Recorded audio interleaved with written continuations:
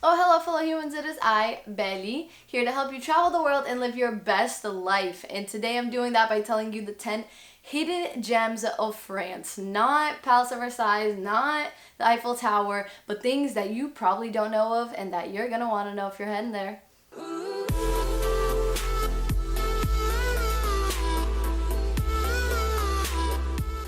So this all started because I was gonna make a video for you guys that was all about bucket lists like in Europe, all the top things you need to do.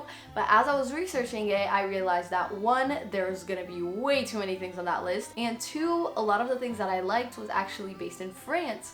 And France is one of the places like I'm dying to go back to. So I thought it'd be cool for me and for you guys to have a list of the top 10 things to do there in France that no one talks about. Now, there's a bunch of things to do there, but these were just 10 things that I found that were interesting. So let's get into it. Dunnslin. So this is a restaurant in Paris. And I don't speak French, by the way, but I'll get there. This is a restaurant where everything's blacked out. There are no lights. And I've always wanted to go to a restaurant like this. I heard they have a concept like it in New York, but I feel like in the US it's kind of like events only in big groups of people. Like there's not just a regular restaurant for this that runs every day, you know?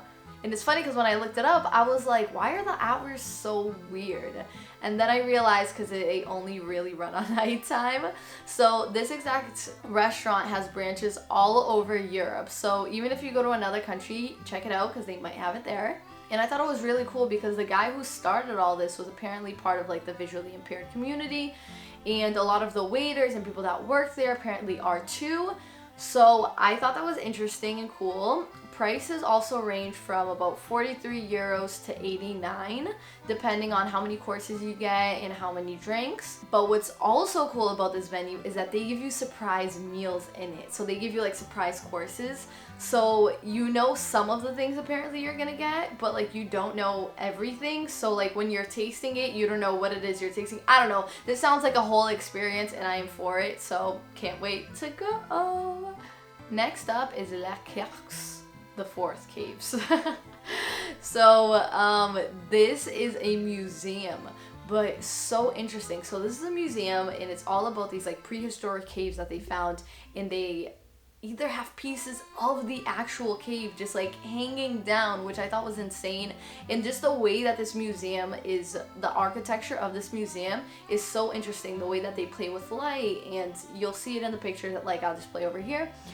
Also, they have this cave piece that they completely restructured from another prehistoric cave that they found there, and they did this with like all this new technology and 3D laser and everything like that. So I want to go because I think it would be sick to just walk through and see all of these paintings from our ancestors, and I'm gonna call them ours because really like we all come from humans, so that's why. Next up is the Flamingos of Carnegie. So basically it's this like national park, which is sick. It just has all of these flamingos. It has white horses and bulls. It's in this historic city in the south of France. And basically like you just get to walk around and be surrounded by all this wildlife and nature. I've heard of like places like in South Africa where you're just surrounded by penguins, but I've never heard of you being surrounded by flamingos. So that seems pretty cool. I don't know, in the pictures it looked awesome. Next up we have Mont SaintMichel. I thought this was just a castle, but it's actually a whole medieval historical city. This is part of UNESCO's World Heritage Site, and it's also France's third most visited attraction.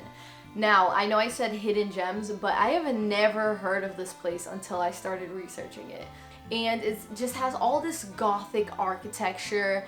You can actually sleep there. They have hotels. The streets is all this like older style. And if you grew up in the US, like that's not something you come across at all. So I'm completely fascinated by it. And since it's far away, a lot of people stop first at Caen or Bayeux. I don't know if anything I'm saying in this video is right, but those are both cities, little neighborhoods. That's absolutely adorable. I'll be inserting pictures here, so I think that will speak for itself because it's gorgeous. Next up, we have a bubble hotel in Alloch. I can just imagine a French person watching this and just laughing. the way I'm pronouncing things. But it's like this bubble house. And if you guys watch my getaway video, you'll see it's like kind of a concept like that, but you're literally in a bubble. So they have a bunch of variations from this, like the place itself, they have bubbles or huts. So what's cool about this place is that everything's opened up, right? So you can literally just sleep, look up at the stars, and fall asleep that way. Oh my god, that's so romantic now that I think about it. But yeah. Oh, also in terms of prices, I will be putting them up. I believe it's 119 like euros, around there. It's more expensive if you get a hut, I think, or there's like a comfort version and there's just like a constellation version. So it all depends on what you're looking for. Next up, we have kayaking. Now, out of all of the things I list here, this is the only thing I've actually done. And to this day, it is one of the best days of my life. So yeah, I'm gonna just start it off like that. So kayaking in France, particularly the south of France, Ardèche and Dordogne. Those are the two places. There's a bunch more places. So if you're just thinking of kayaking, like, you can find out more places, but it's such a beautiful sight. The water's insane. The nature around you, the rocks, everything's just, it's a perfect day. Like, you could go kayaking in your hometown, or you could go kayaking in the south of France. It's up to you. Then we have La Moline Jeanne, which is basically like this clown has this house. Oh, it's a creative laboratory. That's what its official name. Slava. He has this house, and this house is basically like for artists to be creative, and it's where like art meets nature. I don't even know how to I spent time researching this place, and I can't even fully tell you guys what it is. It's basically like a museum. I'll be putting pictures up this whole time. It's like museum. People are dressed all types of ways. There are just like chairs hanging off from trees. There, like, you can go on the lakes. It seems like a fun house. The reviews of this place, people are like, oh, this is like a real life fairy tale wonderland, like Alice in Wonderland. People say it's trippy. The actual translation of the name is the Yellow Mill. And apparently they have theatrical plays there every day. So this seems like something I've never even heard of before, which makes me want to do it. And eighth, we have Lavender in the province of France. Now, you guys have probably seen pictures of this before, but it's breathtaking. I almost went, and then something changed in the itinerary. We didn't end up going, but it's just lavender fields, like miles and miles of just lavender fields everywhere. And because the color is so intense, it must be a sight to see. I've never seen it, but it must be a sight to see. These places are also known for wine, so it seems like a nice little trip where you go there, you see all the farms, you see all the lavender, you sip your little wine, eat your cheese, and just have a good time with your friends. Then we have La Petite Venise, which means Little Venice, and it's one of the neighborhoods in Calmer. So this place, are you looking at the pictures? Are you looking? Because it's beautiful. Like, it also has a lake. Lakes just really do things for cities, huh? I don't know if it's a lake or a river, but they have the strip. You can canoeing. It's basically like a cute little neighborhood. They're known for their Italian food.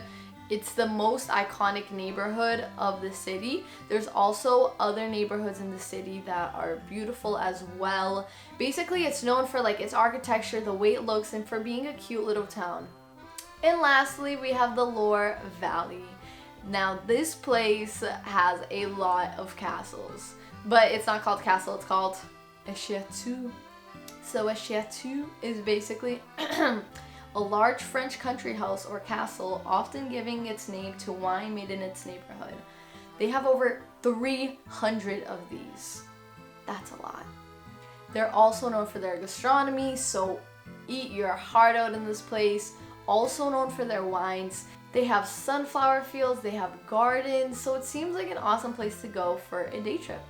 So those are the 10 things that I found that I was like, okay, this is cool. It's not just like a regular neighborhood or something, like it's something that every single one of these has something to offer. And if you guys are planning a trip there and end up visiting one of these places, let me know how it goes, because like I said, I haven't gone to any of them except for kayaking. So I'd love to hear your feedback on it. So subscribe, like this, comment down below, and hit that notification bell because I do post every single week. And yes, thank you guys so much for watching. Bye.